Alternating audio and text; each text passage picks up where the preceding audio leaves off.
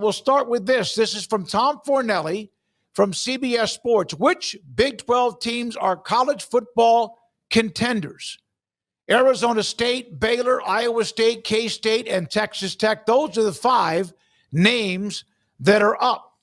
I think those are all good. I don't anybody that's missing from that list. You could always maybe debate 1 or 2, but those are the 5 that, according to the FanDuel Sportsbook, are the top contenders in the Big 12. I think that when you start with, and this is for any conference, the way that you look at who are real contenders is who have the least amount of questions about them, right? The more questions about them, the less likely they are to win it. And so when you look at a team, like let's just say, there's always an out-of-nowhere team, but let's pick Houston as the out-of-nowhere team this year. Well, they've got, what about, Connor Wigman? Can he stay healthy? What about the defense? Can they be as good after losing Shill Wood? Can they, what about there's probably 6 or 7 what about questions.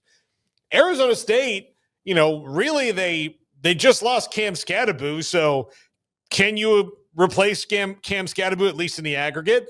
Baylor, their whatabouts to me really aren't that dire because they've got a good quarterback. The offensive line appears fixed, and they've got a running game that works. The defense is improving. Iowa State, really, to me, of all these, has really the least. The only question I have with Iowa State is can they deal with promise? And, everybody else, Texas Tech, can all their roster things hit? And Kansas State, can Avery Johnson be better in year 2?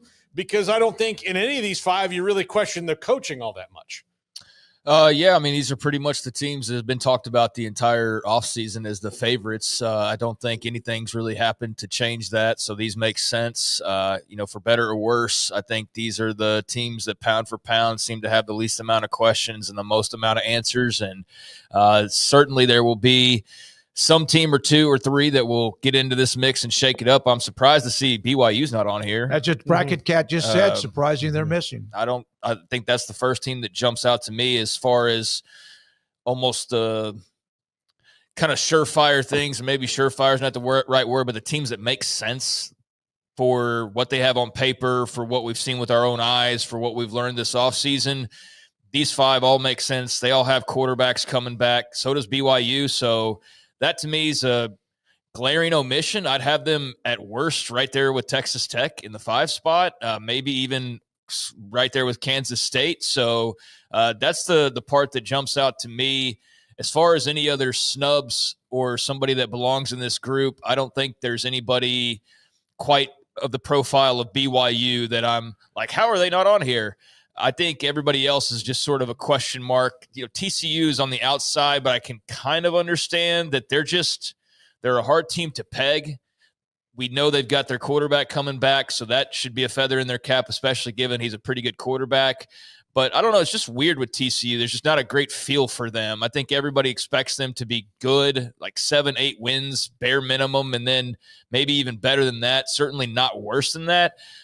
But I don't know what's preventing them from maybe being in that top group. They'd be a team that I'd have like right there on the edge, though. Beyond that, just scanning the teams in the league, we could go over them. We don't need to do that. But I think it's pretty obvious why those who aren't mentioned are not being mentioned. I do think there are some candidates. I think Utah is one of them. I think just the spirit in Morgantown right now maybe propels them a little bit higher than expected. I mean, maybe Gundy and Oklahoma State have this massive turnaround that they're hoping for, but yeah, I think this is pretty much the group that you're eyeing with the exception of the BYU omission. One thing, it's not listed 1 through 5. It's alphabetical order, so it has Arizona State, Texas Tech, and K-State. Okay, Arizona State, K-State, Tech, Baylor, and then Iowa State. Okay, normally I wasn't looking at that. Normally they're by the odds. So, I'd have them at worst with BYU with Iowa State. Certainly, I think could find them at plus 1,300 or whatever. So yeah. All right, and then for those of you in the chat, and we do appreciate it. That's what it's for you to say, okay, what about this?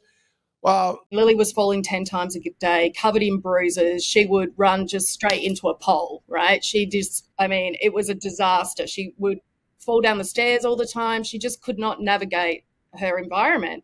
8 weeks after starting functional mushrooms, she was assessed developmental age for physical therapy and no longer required that service. Thanks for joining us today. That's a wrap. Peace, love, and mushrooms. Peace, love, and mushrooms. Rashad, you got me. Getumbo.com. All right. Paul, we came up with rules, Craig. We came up with the rules that, you could list 8. There's 16 teams, but it's always a little bit more difficult when you go, well, BYU should be in there, or where is TCU or whoever, then who do you drop out? Yeah, but this isn't the top 25. I don't have to limit it. So I think BYU can be in a list of contenders. It doesn't have to be, there's only 5 of them. So if it's a list of contenders, then the list needs to be 6. 7 or 8, yeah. Okay. Yeah, this isn't the top 25 where, you have to fit them all in. There's no more after that. This is open-ended. So, yeah, I'd have them there. But, yeah, if this was the top 25 poll and you were saying what teams deserve to be ranked, then you would need to say, all right, well, if you put Texas Tech in, then who do you take out? But on this, I think that BYU deserves to be mentioned there. And I think, maybe there's another team you could sneak in depending on who you're talking to, but that would be a pretty solid list in my estimation. It's a pretty solid list with just those 5, but I was surprised to not see the Cougars. Yeah, I agree with you. I think that that throwing BYU in there would be good because, again, to me, I don't question their coaching. I don't question their style of play. I think the biggest question was Jake Retzlaff a flash in the pan. I don't think so, especially going back to that style of play. I think they've created a situation that protects him very well. So I'm all like, yeah, I think that. And again, these are also the situations, you throw BYU in there with with returning starting quarterbacks too. Sam Levin's back, Sawyer Robertson's back, Rocco Becht is back, Avery Johnson's back, Baron Morton's back. So really the question about Baron Morton is how many games does he play? If he plays 10 or more, I really like Texas Tech for this. If he's less than that, then, we got to see how Will Hammond or Mitch Griffiths does, whoever is the number 2 out of camp, which is probably Will Hammond. What makes it difficult, the Big 12 is always, Big 12 is always a little bit bipolar when it comes to trying to pick and, try to pinpoint. But with the quarterback play, which goes now to what Tom Fornelli wrote from CBS Sports, is that what makes the Big 12, if in fact, if they were to get more than one team in the college football playoff. Tom Fornelli on CBS Sports, we reached out to him, haven't heard back. Quarterback depth trumps most everything because of who they have. And on top of that, questions elsewhere around college football might open the door for the Big 12 to end up with more than just one, more than just the automatic qualifier and just the Big 12 champion.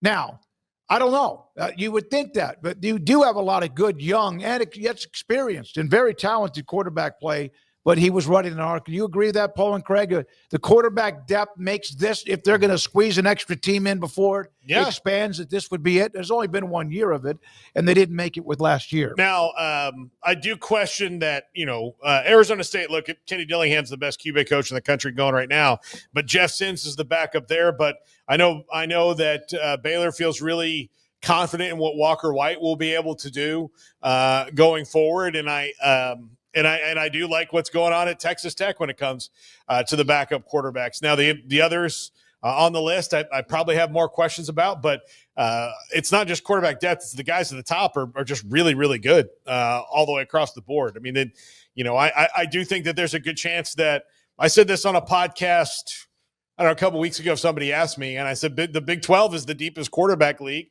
and it would not surprise me to see them get 3 first-rounders in the 2026 draft if everything goes that way. And maybe some guys in the early part of the second round, too. But, look, and TCU wasn't on that list because, again, you got a lot of questions about their running game and defense. But, if you told me that Sawyer Robertson, Sam Levitt, and Josh Hoover found their way into the first round, I wouldn't call you crazy. Yeah, I think in terms of the mocks, Sam Levitt's the only one that I've really seen getting love. I know Sawyer Robertson's been mentioned a lot, and I think that's so far out that it's not surprising if there's some omissions or maybe just the misjudging on where those guys really are, where they really are on the NFL radar. But I do think the Big 12's got a variety of different flavors when it comes to the quarterback position and a lot of talent and some guys who are going to be playing on Sundays, and those are the 3 guys that I'd probably – put right at the top of the list. I mean, Levitt and Robertson certainly have been getting a lot of love, but I think Hoover will get even more in time. And then who knows? I mean, Rocco Becht was there celebrating Brock Purdy's big contract the other day. Maybe he'll be a guy. I don't know. I haven't been in the mocked game, but I do know there is a lot of buzz now already about some of those Big 12 quarterbacks. So, yeah, that'll be a reason why the league, I think, is in the mix, and maybe we'll have more than a team. I look at that more that way, not so much the depth that each team has, but I do know in the case of a Baylor with a Walker White or a Texas Tech with a Will Hammond, I don't know about everybody else's situation necessarily, but for those two, I do feel like if worse things do happen or push comes to shove and they do have to go the backup route, then I think they would be confident. I don't know about everybody else, but I think there is some good quarterback depth on some of these teams that can keep their head afloat if something were to happen. But, you know, the focus on just the starting depth, which I think is probably what he was talking about, I do think it's a year where the spotlight deservedly should be on the league for its quarterback play. And so hopefully these guys answer the call and they all have big years. The Big 12 was 5-8 last year against the ACC, Big 10, and SEC. That's got to get better, even if you flip it or get to 500, which is an odd number.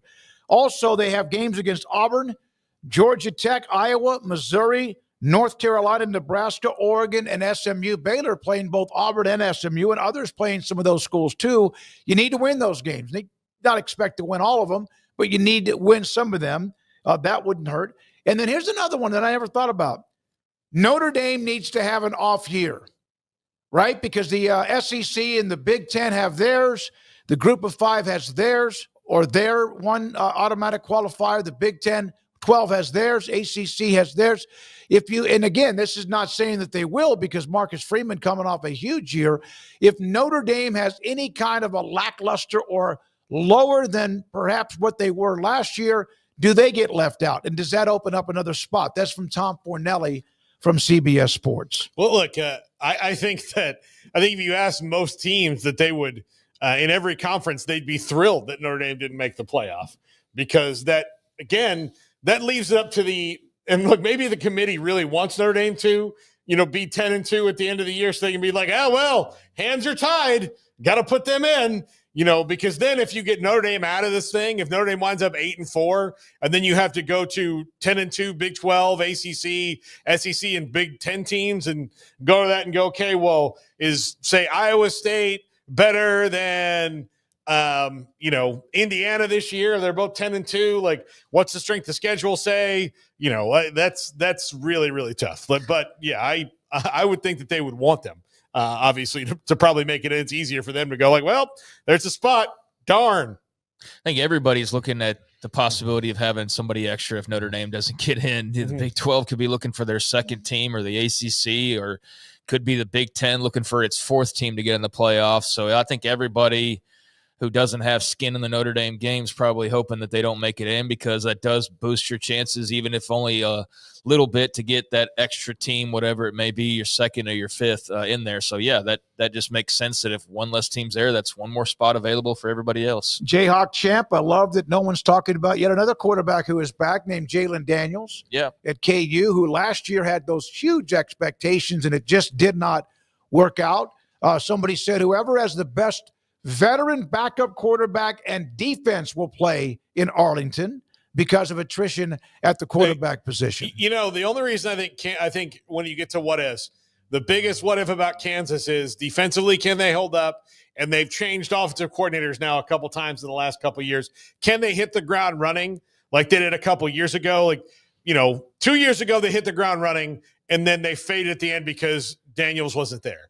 Then last year, they did not hit the ground running, and they peaked at the end because he was there the whole time, but really wasn't until the end, and then had to, play that thriller against Baylor and wound up not being bowl eligible. But I think they have a couple more what ifs, which is why they're not in that top 5 playoff contender category. They've got to get there first, I think, before people really believe, and not just be, man, this is a cute little story. Look what Lance Leipold's doing there. They've got to be a real contender from beginning to end and not have these little peaks and valleys. I don't know who had the most players in the Big 12 drafted, but KU had a handful drafted, so they've lost those. But, yeah, with Leipold there and Jalen Daniels back, it is something that remains to be seen.